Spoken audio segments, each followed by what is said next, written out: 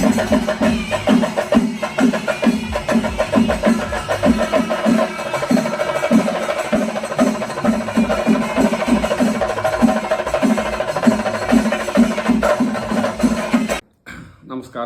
കോട്ടപ്പുറങ്കാവ് തന്ത്രിയാണ്.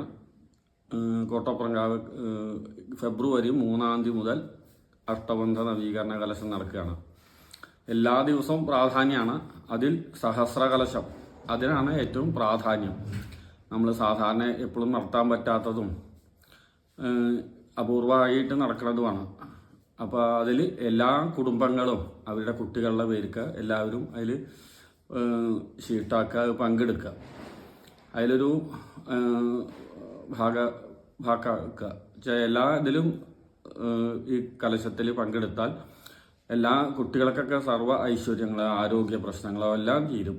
നമ്മൾ 24 ഖണ്ഡങ്ങളിലായിട്ട് അതിൽ കഷായം, അഷ്ടഗന്ധം, അങ്ങനെയുള്ള എല്ലാ അപൂർവ ദേവീ ചൈതന്യത്തിന് വേണ്ട എല്ലാം ഉണ്ട്. അത് നമ്മൾ ഷീട്ടാക്കിയാൽ അതേ ഗുണം നമുക്കും കുറേ നമ്മുടെ കുട്ടികൾക്കൊക്കെ കിട്ടും.